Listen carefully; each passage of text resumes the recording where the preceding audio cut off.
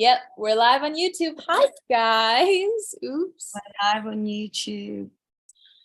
Welcome back to Delusional Confidence. This is my lovely co-host, Ida, and she is at The Chilling Therapist on Instagram and YouTube. I am Emily's Root Awakening on YouTube and Instagram as well. Welcome back, everybody. Welcome, welcome, welcome. What's up, Ide? How are you? It's been 2 weeks since we recorded.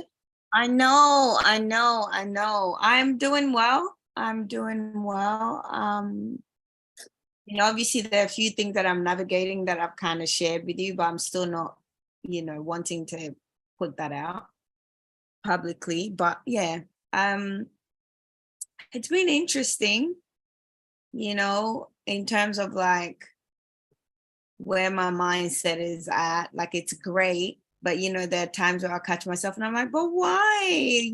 But obviously it is what it is, and I just got to kind of navigate it, and so that's what I'm kind of doing right now, like just navigating it. Really and truly, that's all I can do. Isn't it almost such a freeing thing to just be like, that's all I can do is just navigate it? Like, I don't need to know all the answers. I won't be able to find all the answers to life right now. Exactly. That's like all I can do. What about you, How are you doing? I'm good. I'm very good. I actually have a great topic I'm just realizing now for us to talk about today. Okay, I'm good. My career has become like completely focused on diet, ironically. Not even coaching anymore, not even advertising my coaching programs that I spent probably hundreds of hours putting together. Now, I don't know if I'm going to bring these things back. I think they're still in my link in bio, but okay, here's what I want to talk about today. I want to talk about being God-led in the sense of following your intuition. To me, that's the same thing. Following your intuition / being God-led, even when it doesn't make sense. And in the end, looking back and being like, yep, I made all the right decisions. Even if I thought I made the wrong decisions, even if something didn't work for me after I made a decision, even if things were really hard for me and I thought I was fucking up, I look back and I'm like, that was still all God-led. All of those things were God-led, and there was a reason for that. So that's one thing I would like to talk about.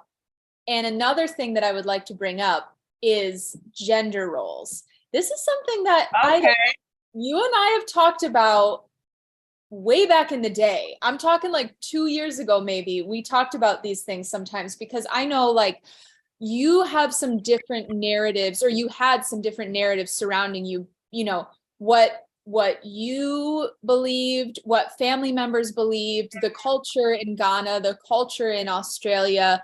I would love to hear about that if you're willing to share.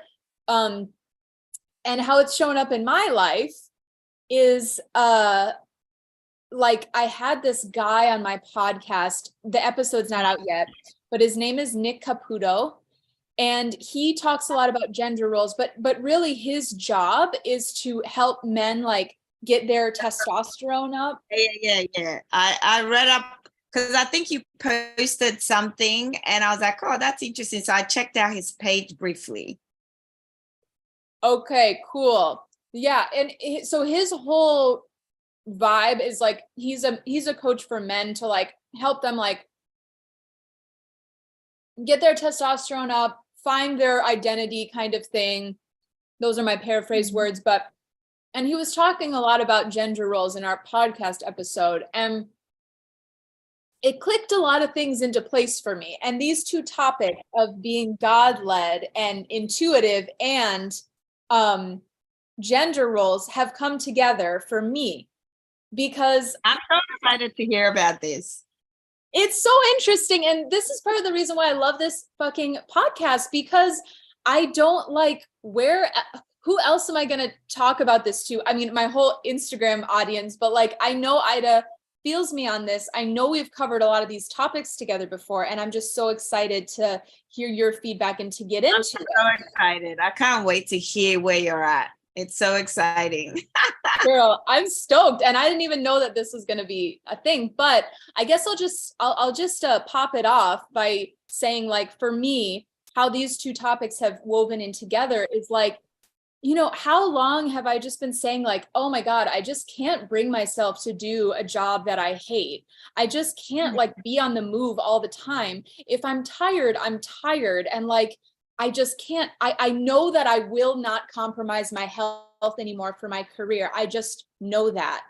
After talking to Nick is very like, in he when you hear him explain everything, I don't find it triggering at all. But I think when you're bringing up the initial topics, it gets people very polarized, because there's the whole feminist movement of like women should do whatever they want, and I think all of us, including Nick, would agree with that. They should do whatever they want, but it's the whole feminist vibe of like women should do whatever a man does, or there's something wrong with the woman, she's lazy or whatever.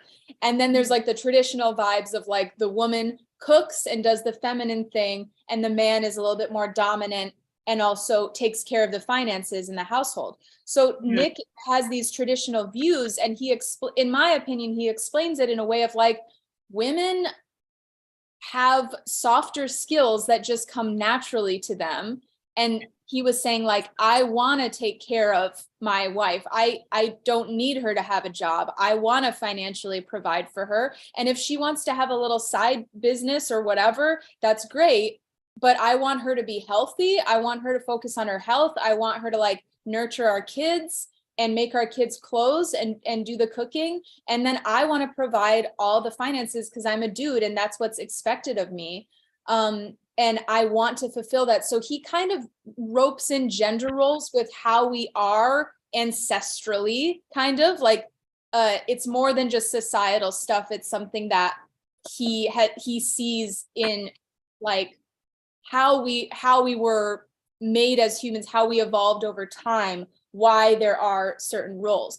Anyway, it's not like I agree with 100% of the stuff he says, but that spoke to me because I'm like, damn, I realized this whole time I'm trying to like be in this masculine mode, forcing the masculine.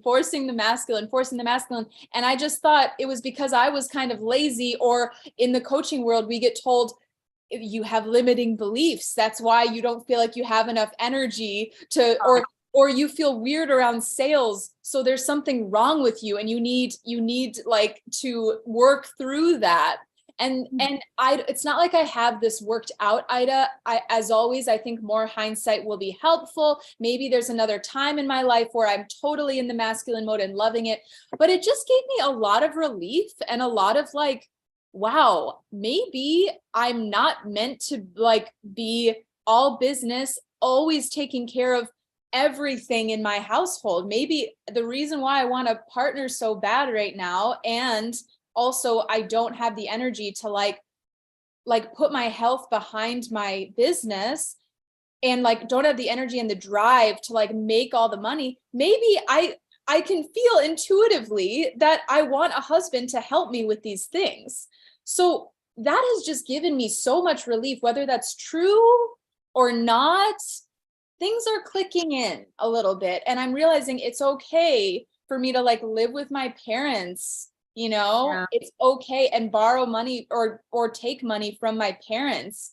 Like it's okay. Basically, I talked to Nick about that and he was like, yeah, like you are a woman, you're supposed to be nurtured, you know. And he's like, it's different for guys. So it's all fascinating. And what comes to the forefront of your mind when we start to talk about these topics?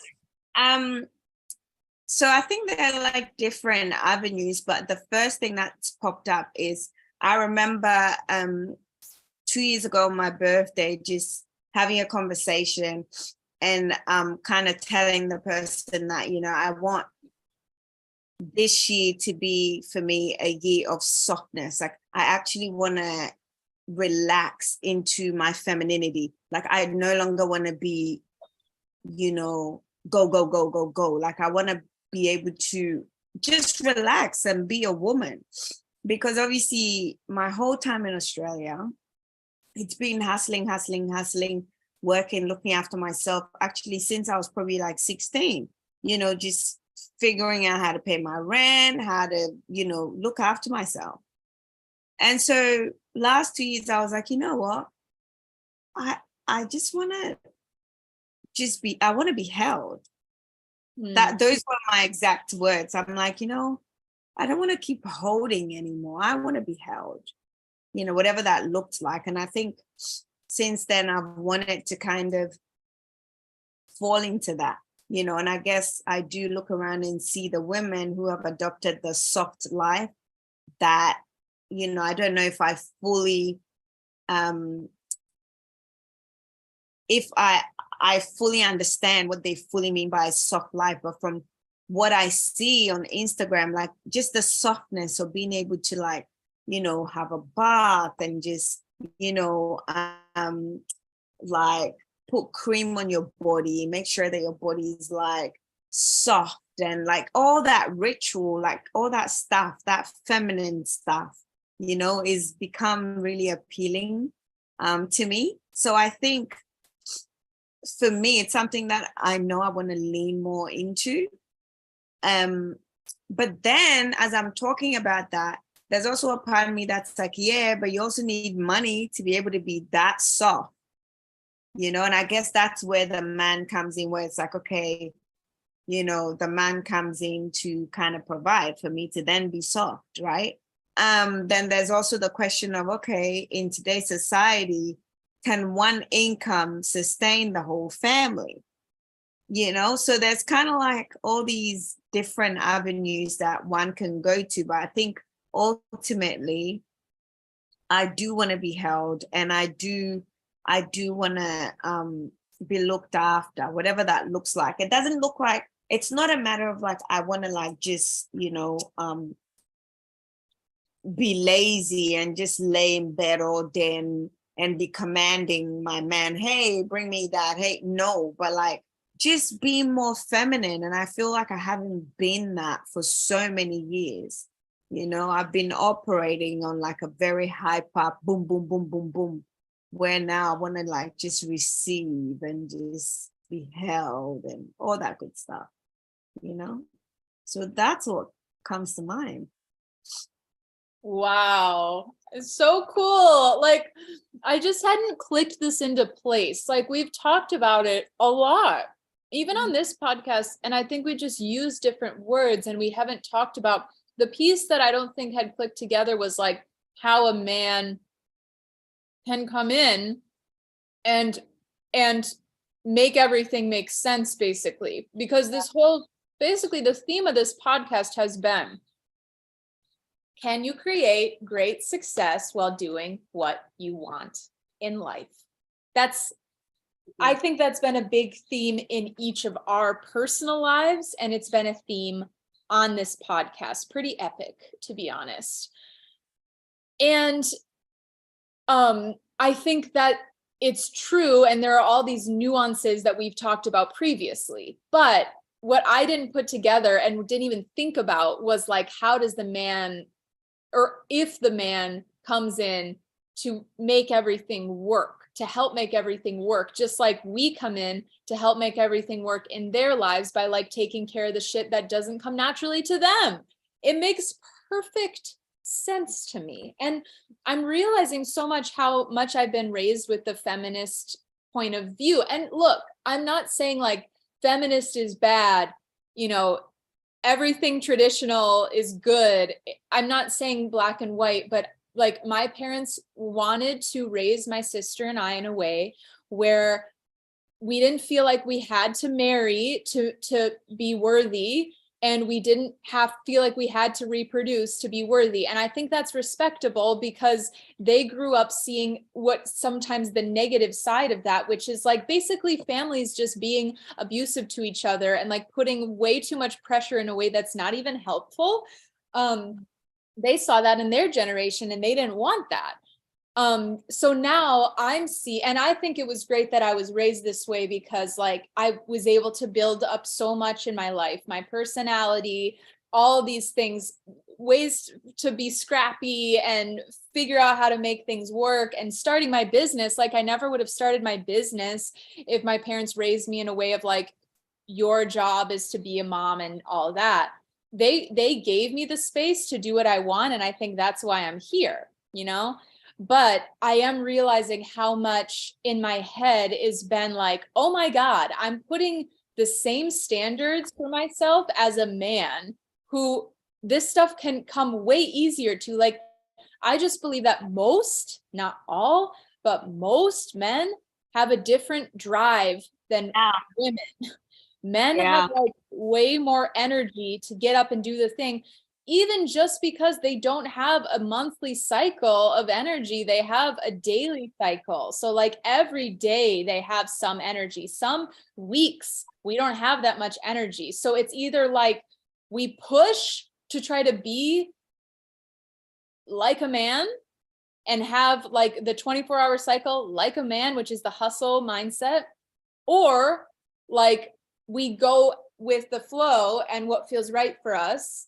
But there's like only so much we can do in business sometimes when we're growing a business with that mindset.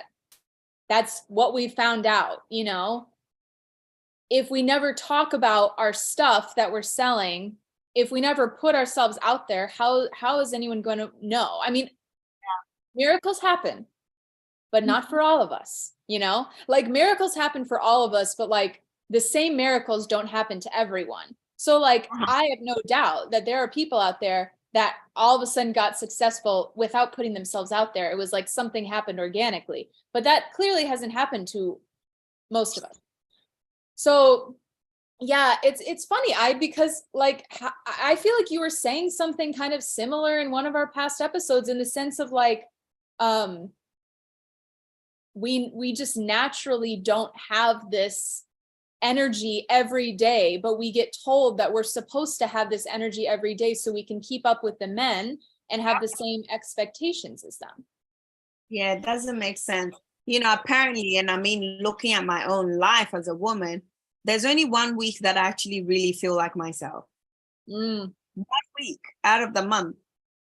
The rest, it's either, you know, I'm ovulating or I'm preparing for my period, or like there's just really like my body is always preparing for the next thing to come, you know? So imagine like on top of that, then you're kind of, and that's why we were trusted with like more the nurturing, the more like the soft going in stuff. But for some reason, our society has made it seem like we need to like kind of push. And I feel like we've done it so far so that I feel like now men believe that we're super women, and they actually expect that we show up in that manner, you know? So imagine you're now dating and every day you're like, yeah, I just want to just chill in bed. I don't want to have to, like, I just want to relax and just like have a bath all day. They'll be like, are you okay? Like, do you live on earth or are you okay? But that's like our natural state, that nurturing, grounding state. That's our natural state, but we've moved away from there. You know, look, there are a lot of things that I kind of feel like it was simpler initially, where it's like, you know, yeah, I'm not going to get it all political, but I feel like it was kind of like, okay, feminine, masculine, and everyone knows kind of like their role. And I feel like you need roles to function in life. I mean, you look at our body has different parts with different roles. We can't all be playing the same role. It just doesn't make sense. So if like we live in a world that there are different roles. I mean, you even look at trees. Trees are giving us oxygen, and we're giving trees carbon dioxide. It's like everyone has their role, you know? So how can you be living in a world with different not just gender roles, but just everything on this planet has its own unique role? So what makes us think that we're equal to men? That argument, again, I don't want to get political. I don't want anyone coming for me. I don't have energy for that.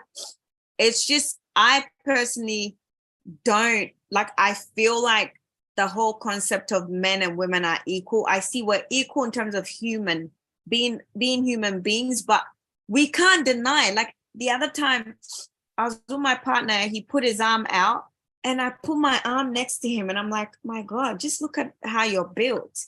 Look at how men are built. How can we possibly say we're the same? How? Like, look at my fragile self. Like, look how fragile we are as women. And yeah, we're saying we're not. We have a different role, which is equally beautiful and equally needed. It's like men have their own strength, women, we have our own strength. We are emotionally strong. Men are physically strong, and that's okay.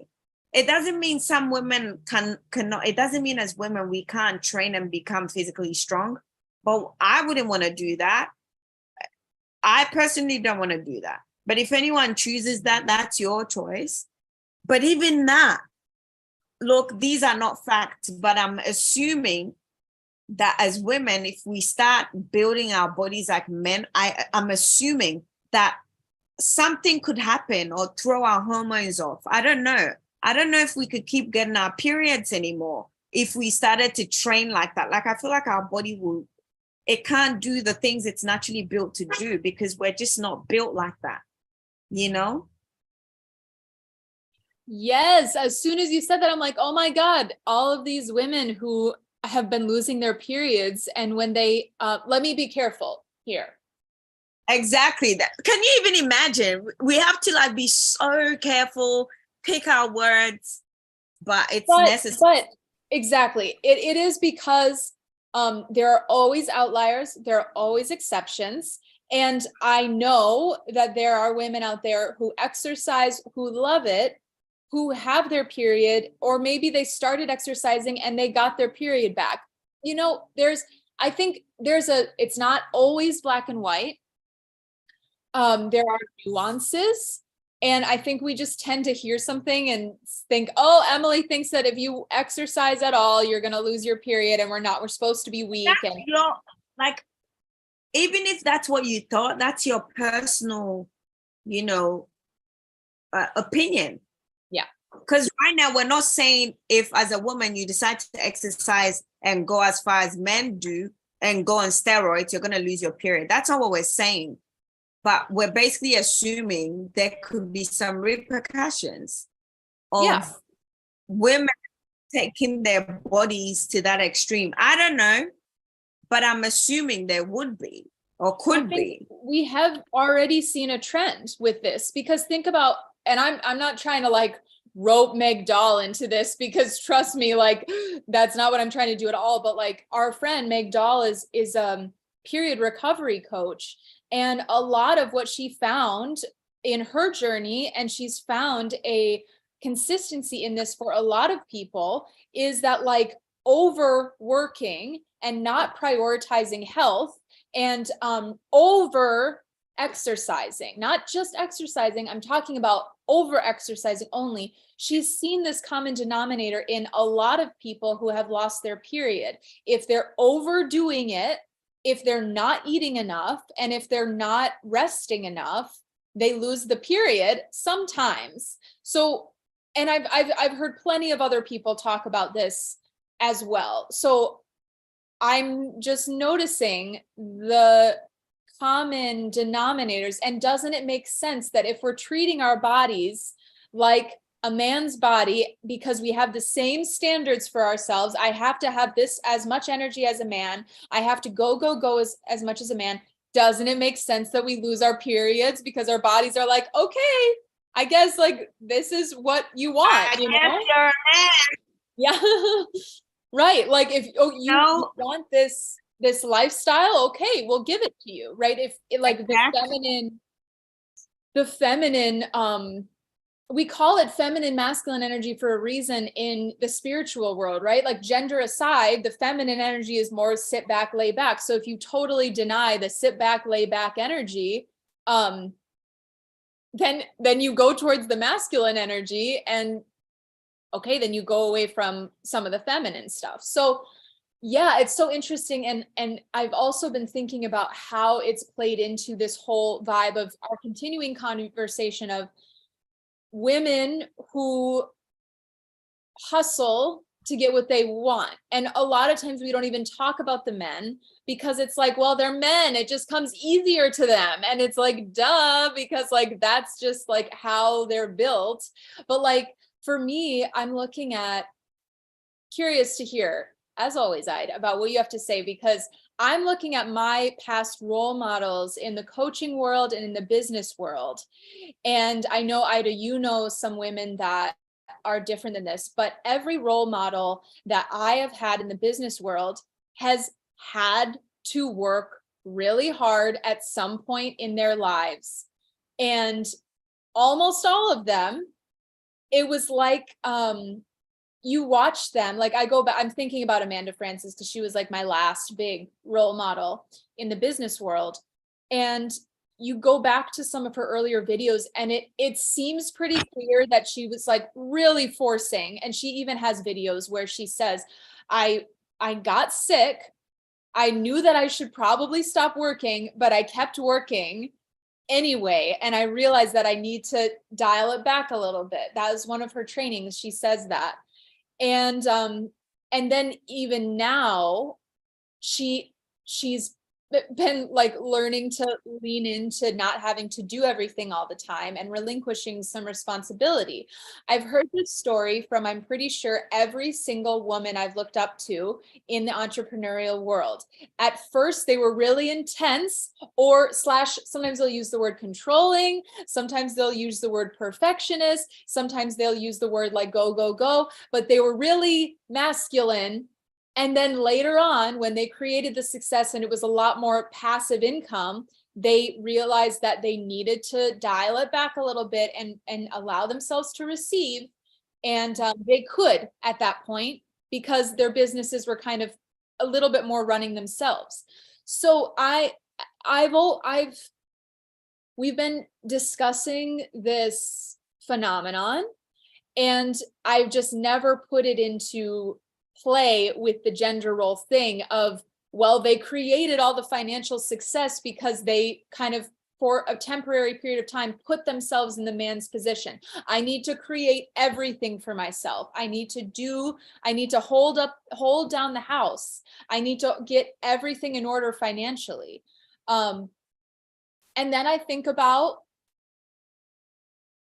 jewelry store owners around me who I had on my podcast. They made their business work, but both of their husbands were able to hold down the financials while they grew their business. So that was like a feminine way of doing it. But still, in my life experience, like if I didn't know Ida and Ida's role models, I would be like, I have never seen an example of a woman remain in the feminine state. I still have something to say about that, so I'll let you wrap up, because as you're talking, I'm like, So I'll just check in with you as you wrap that up. Okay. And I am wrapping up right now.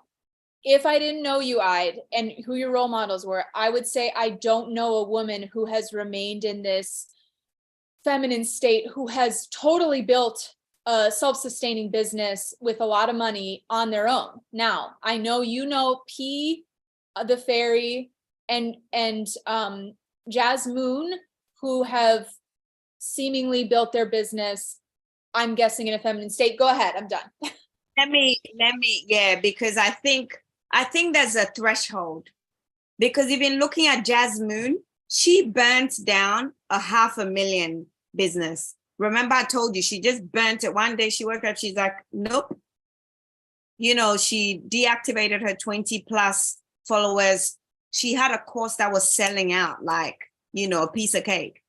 She shut it down. And now I heard a podcast of her talking about why she burnt it down, because she was burnt out. So she couldn't sustain it.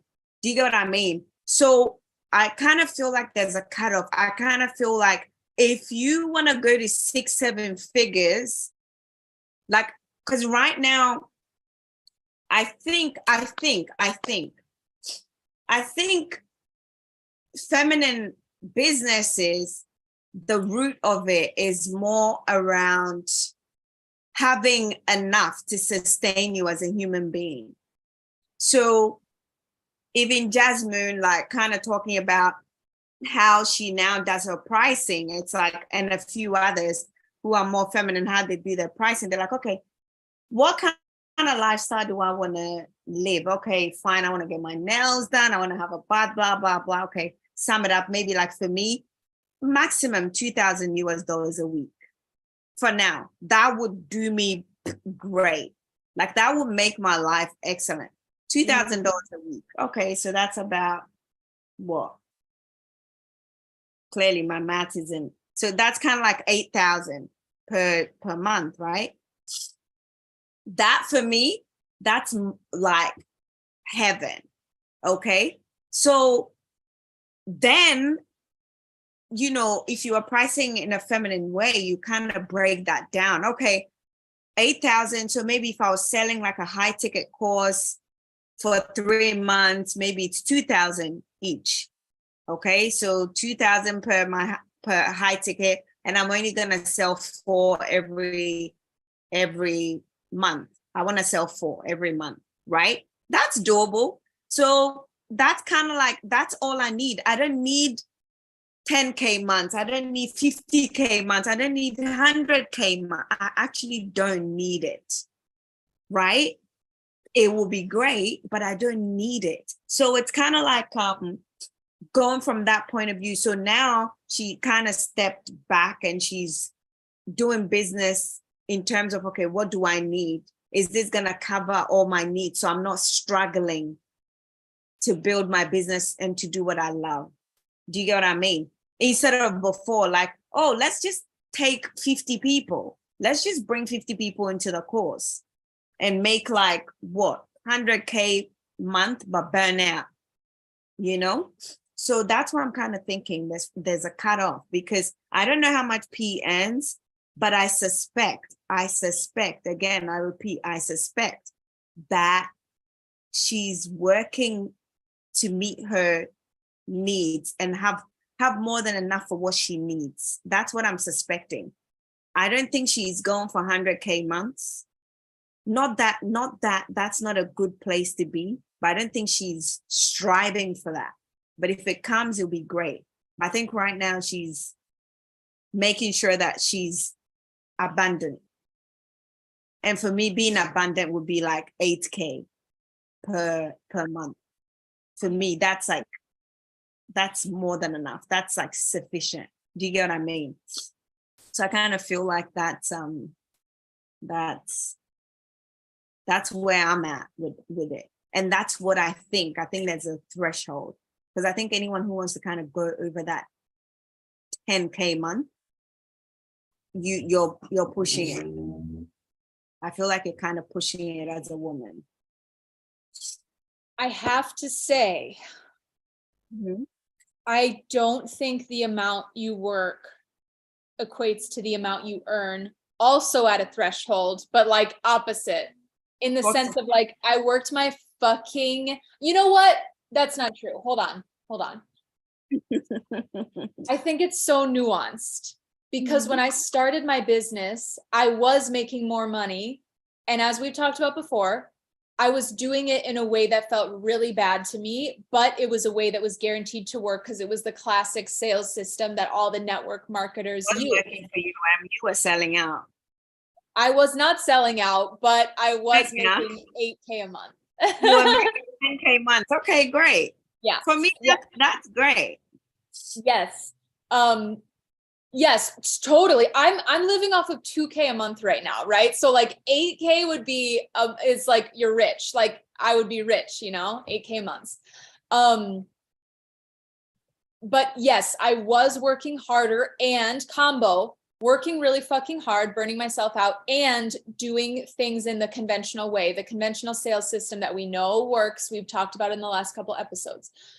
But I think doing things in your way that feels good to you, I still think you have to work really fucking hard even to make a small amount of money, because that is what happened after I after I abandoned the practices, that the network marketing practices that didn't feel good to me, even working really fucking hard, I had like 2K months, you know? Yeah. So I know I guess she is doing that. So like, I'm not saying that like this is a rule or a law or anything. I don't know if I've seen enough evidence that like I think over time, 10 years, you can reach the place. But like, I don't think it's like, oh, if you are in the feminine nature, you'll be able to make 8K months, but you can't really go beyond that. I get it, but I don't think hard work is always going hand in hand with how much you make. No. I'm not saying there's a cutoff, as in you can't make more than 8K per month. But what I'm saying is like, after, like, you need to hustle to get more than, like, I think even 8K is a lot. I think you need to hustle to get more than maybe 5K a month if you're not working a 9 to 5. You would have to still go past the feminine to be more masculine to be able to achieve that. But I think for me, what I'm really saying is, if you want to do it in a more feminine way, it's kind of like the whole concept of planting seeds that we were talking about before, where it's going to be, the tree's not already there. You need to plant the seed. So it's going to take longer, right? So we're not going to be like, I want 10K months starting next month. No, but it's like, what can I put in place right now to ensure that I'm making that in future? So obviously we're doing this podcast, we're putting it on YouTube, you know, we've got newsletters, you've got like all these side hustles. Eventually will bring together that 10K month, but we didn't hustle to get it in that way. Do you get what I mean? It was intentional. It was an intentional, slow process, an intentional planting of these seeds individually, right? In a way that we knew would yield in future. Like, we're not expecting it to yield like in 2 months from now. Whereas what we were doing before, we literally joined this month and we're like, next month we're making 10K. It's possible, but I'm not wanting to do that again. Yep. I don't want to do that again. But it's very possible. It's very, very possible. So that's what I'm saying. It's a matter of, do you want to go fast and crash, or do you want to go slowly but eventually get there? It's kind of like a tortoise kind of journey. You know, you're going slowly, but you're eventually going to get there. I mean, we look at another lady I'm looking at right now, is Tabitha Brown, you know, and her story is just incredible. Like, to cut a long story short, she wanted to be like an actress. And, you know, she was dating, she moved to LA to try and make it happen. It didn't happen. She was like hustling. It just didn't work out. Anyway, she's gone on to marry, have her kids, nothing. And then obviously with the whole hustling and stuff, she becomes really ill. And this sounds like, I think we all know this story where it's like everyone hustles and they just get this mysterious illness, you know, and that's something that's coming into my sphere a lot more, this mysterious illness that you don't even know where it came from. So she has this mysterious illness, gone to all doctors, trying to find solutions. No one knows what's wrong with that. And so she's basically just like sitting there like, okay, I don't know what to do in my life. And she's like, one day she's just sitting there, and I guess this is where the God conversation comes in. So she's just sitting there. She's like, God, if you heal me, you can have me, like whatever you tell me. And for her, she's not looking at God like the linear God, like this man sitting in the sky. I think she was talking about her soul. Like, she's like, I would do whatever, you know, you can have me, God. You tell me do this and I'm doing it. So anyway, she said that day her daughter comes back from school and is like, Mom, we learned about this thing called vegan. Like, you know, it seems interesting. Let's research it. Maybe that's something you can try. And she's like, you know what? I've tried everything. Why not? Let me just give it a shot. So she said she gives it a shot for 30 days. She decided to commit to it for 30 days. And she started to see improvements in her diet change. So she's like, one day she's just there and she heard a still small voice, which she says God. She heard God tell her, record a video about making this sandwich. And she's like, come on, I'm not gonna do that. I'm not gonna post a video of me making a sandwich on Facebook. That's corny. You know, but then she's like, okay, fine, I'll post it. So she's actually posted it, nothing happened. A few family friends and, you know, friends and family are like, oh, okay, yeah, this is cool, blah, blah, cool. She keeps getting the call to post it, you know, do this, do that. And then she'll record it. Like sometimes it'll be a thought. It's like, yeah, share it. She'll do it. Eventually, she goes to this place. Is it Walmart? There's this food place she goes to in America. She buys a vegan burger and she bites into it. She's like, wow, this is so divine. And she hears God. God is like, okay, record that, put that on Facebook. Show the people how divine that burger is, talk about it. So anyway, she picks up her phone, she records it. She's like, yeah, I just tried this vegan burger. It's so divine. She didn't use the word divine. I'm using that. She's like, you know, I can't believe it. Oh my God, you guys, you got to check it out. I never knew healthy food could taste so good. And guess what? That video blows up. Huh. The place she buys the food, she bought that burger, sells out. Like it sells out. And they reach out to her and they're like, hey, we don't know what you've done, but all our shops. So basically, for instance, they were only selling at like, so for instance, obviously I'm in Ghana right now. They were only selling in Accra because like they didn't really have a market for like the other cities. But all of a sudden the other cities want it. And so they called her, they're like, look, we have to collaborate with you because we don't know what's happening. We need you. And that was the beginning of her success. And now she's this big, when she talks about her story, it's amazing. And she never plans it. She's like this big icon who just keeps following God's voice and just keeps going, you know? And she's gone on to create amazing things that obviously for the sake of today's recording, we're talking about God and, you know, gender roles. So I won't go much into that, but that's how she built hers. But remember, it didn't happen, even though it seems like it happened overnight, it didn't happen overnight. It didn't, you know, because she was going, like it was a long process. But obviously she was obedient to listening to God, her intuition, whatever we want to call it, which has led. So for me, I kind of feel like it's not something that will happen overnight. If you're wanting to get success overnight, you're gonna burn out. You're just gonna crash. Yeah. That's what I think.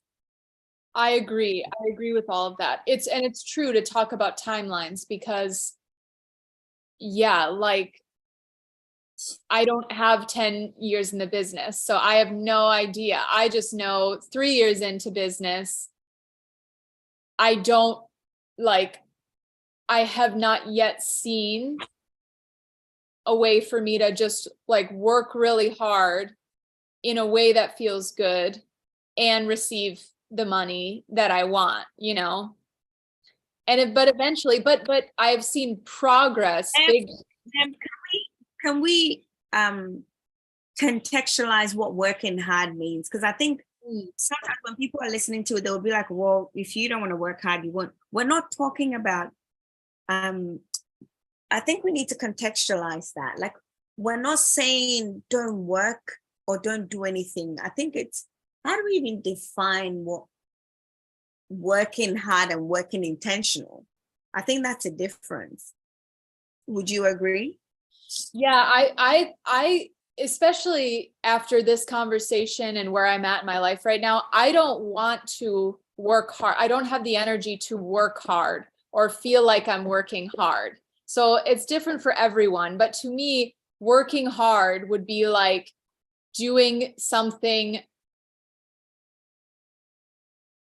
You're right. It's not a good phrase. When I just said work hard, I meant hustle. I meant like, let's go, let's go. Like working, when I just said work hard, I meant like working when you feel like you're too tired to work, but you keep going anyway. That's what I Going guess against natural rhythm, I would say, going against your natural rhythm, like, you know, everything in you is telling you to sleep, but you're like, no, I can't sleep. I need to make 10. People who make 10K months don't sleep. Like, you know, you need more sleep, and you're waking up at 5 a.m. because you heard some successful person saying waking up at 5 a.m. is how you make it. Like, stuff like that. Geez, I've been there, forcing myself to wake up at 5 a.m. That's not what brings success. I don't think that's what brings a success. It's just, and one thing I'm realizing is, people became more successful the more aligned they were. Like, the more they do what they are actually supposed to do, their calling, so to speak. I feel like that's what brings about the success. It's not so much waking up at 4 a.m., doing 50 push-ups every morning, writing in your journal. I feel like men might benefit from that. Yeah, men benefit from that, exactly. Like, because they have this cycle, so it's like you push. They're like pushers a little bit more, and we're like receivers, or you know, I feel like we have like the longer, slow journey of like the emotional development and the soft skills and all that. And men, it's like, oh, if you just do this equation, then you will become successful. You know, it's like wake up early, get your hormones in check or whatever, and do your push-ups, get strong, all of that. And for us, it's like way more intuitive and more feminine. Slow, yeah, very slow. And that's perfectly fine. And it's like, men love the chase. They love to chase the dream. I feel like the concept of chasing your dream is for men. It's not for us. But anyway, don't come for me, you know, because nowadays they'll be like, what do you mean we can't chase our dream? These were things that I used to say. I'm like, chase your dreams. But I'm like, I do feel like I'm chasing my dreams, but maybe it's not a chase. I feel like I'm like, exactly. It's not chase. It's like letting your dream unfold. Let it unfold. Like, I'm allowing the dream to unfold, or like I'm following my dream or something. We're not chasing. We've chased before. I've chased. Damn. Yeah, I agree. It is like letting things unfold. That's what I'm allowing to happen now. And then kind of getting into the God topic, it's like in the intuition topic, it's like when things don't make sense, I really have learned, like, if I say something to someone, and by the way, you guys, I just like to give this as a disclaimer to any new person who's watching this who doesn't know me.